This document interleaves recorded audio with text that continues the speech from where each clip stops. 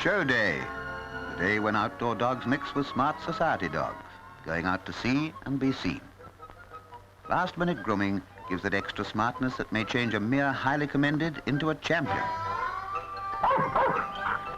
All right, all right.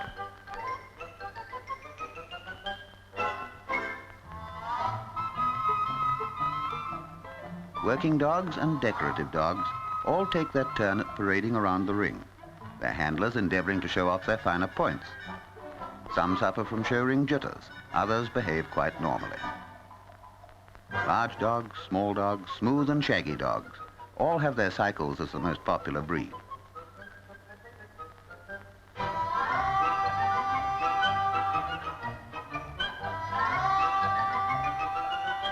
Undoubtedly, the most important breed in New Zealand is the sheepdog.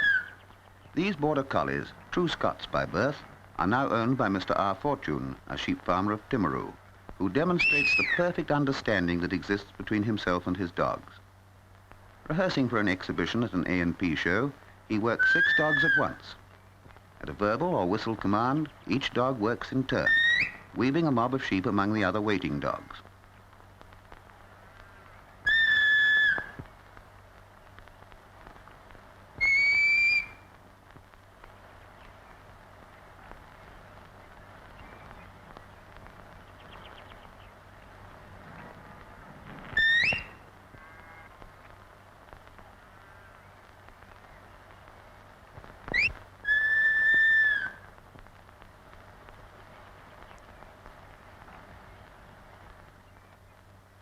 Now comes another demonstration of control, and this time the dogs yard the sheep into an imaginary pen.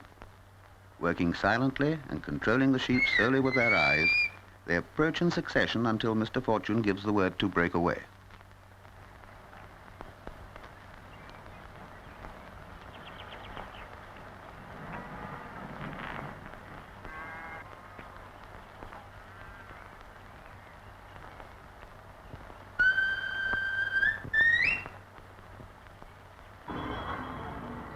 In the bustling atmosphere of the show ring, the dogs behave like old troopers. When they performed at the Sydney Royal Show in Australia, Mr. Fortune received orders for upwards of 200 pups. What a life, a dog's life.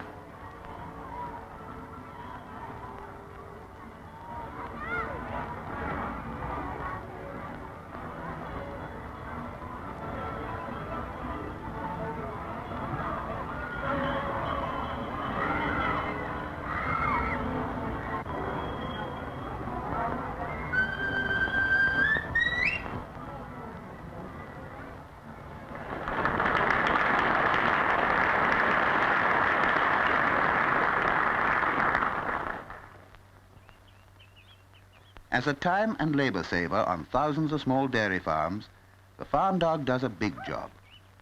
With the right sort of dog, the farmer can finish off his afternoon tea while Bluey makes off to the back paddock to bring in the herd on his own.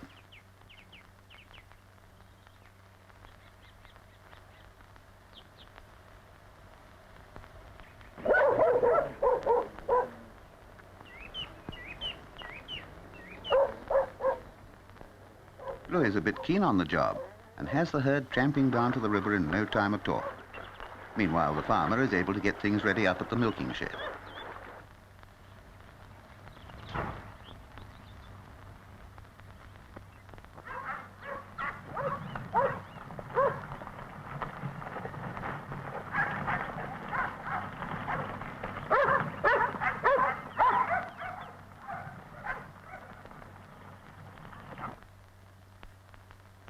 As an aid to reducing the rabbit menace, a spaniel and a couple of guns help a lot. The spaniel wriggles his way through the thickest gorse, yaps the rabbit out, and leaves the rest to master.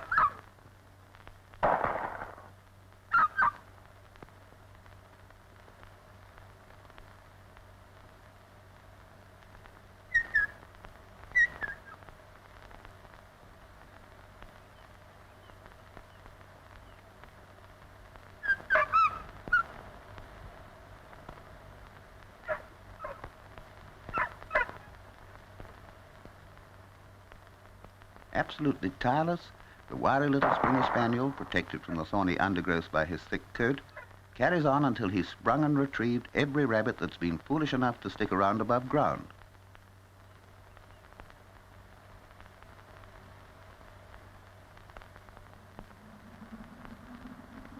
The only wild animals in New Zealand that are dangerous are pigs, known as captain cookers, owing to the belief that they were released here on one of the early voyages of discovery. In places, the pigs have become a menace, killing young lambs in spring. So the hunters and their dogs enjoy a sport which also helps the farmer. Even with a stiff breeze blowing, the dogs soon get on to the distinctive scent of a pig.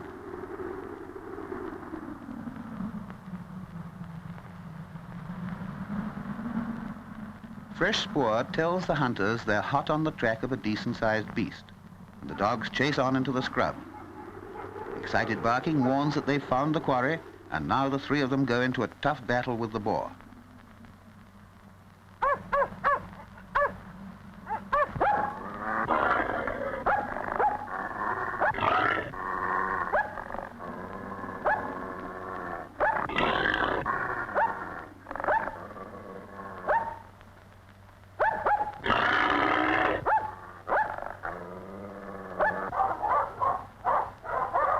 May tire of fighting and make a break away from the dogs, so the hunters hurry down.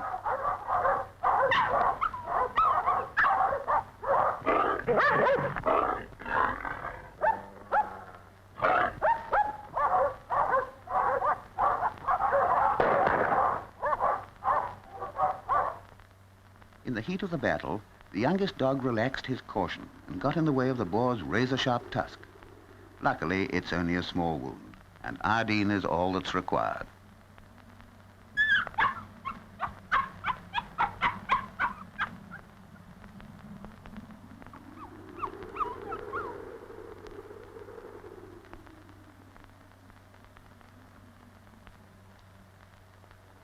In ancient times, the pharaohs of Egypt kept greyhounds.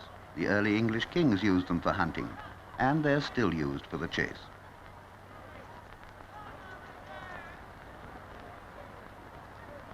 At the end of the enclosed paddock are the escape hatches, behind which lies safety for the hare. He knows because he's been through this many times before.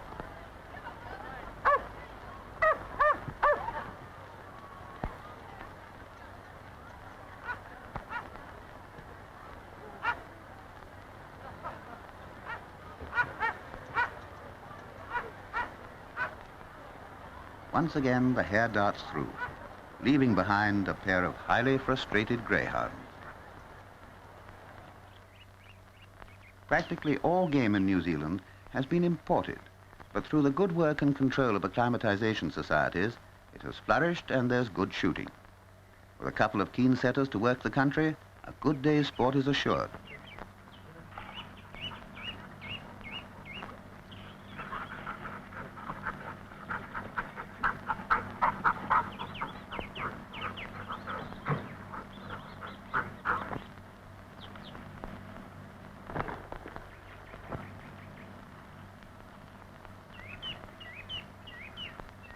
Working ahead, the Gordon's keen nose soon picks up the scent, and in she goes to set.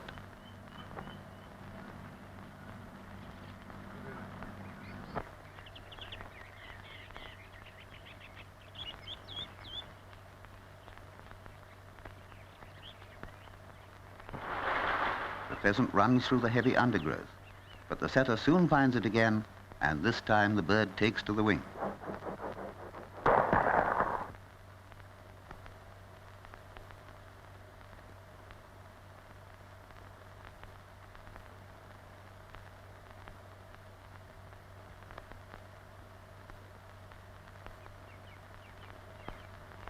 If it weren't for some type of water dog, the man who goes duck shooting would have a pretty damp sort of time.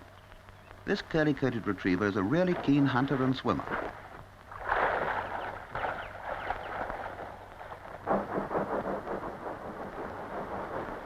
The duck hardly hits the water before the retriever, at the word of command, tears off and takes the plunge.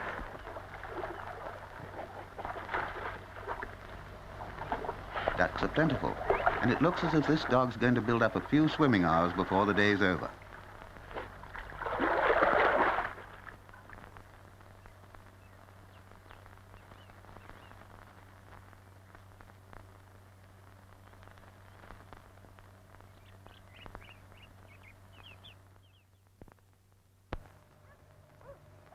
New Zealand is primarily a pastoral country.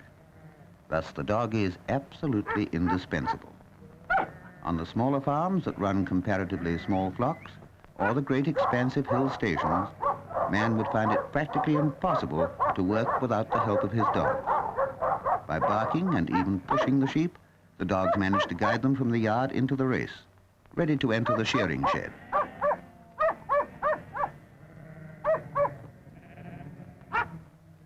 Frequently, the sheep become jammed up and refuse to move on. Once again, the sheepdog comes to the rescue.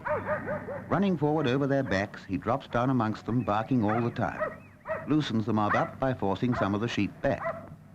One of the other dogs assists by preventing a breakaway to the rear.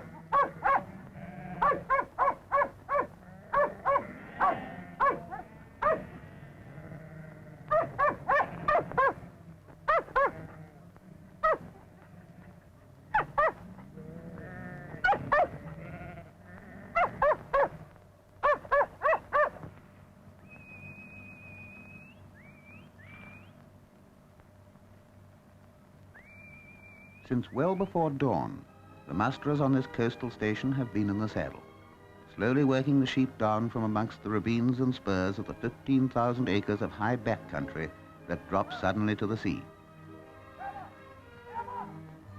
With the dogs gathering them in and pushing them along, they come at last to the final spur that carries them down to the beach flats below, where they mingle with sheep being driven by other musterers.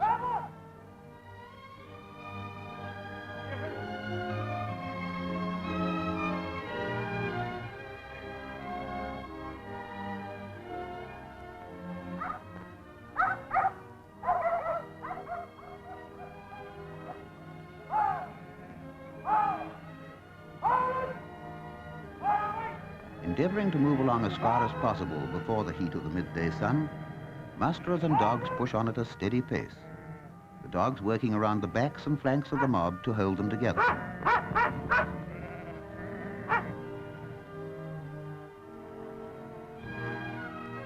And so it goes on, day in, day out, summer and winter, in hill country and on the flat. Every year, men and dogs working together bring down from the hills millions of pounds worth of mutton and wool. The dog is surely an indispensable companion in man's ceaseless efforts to gather food and prosperity from the land.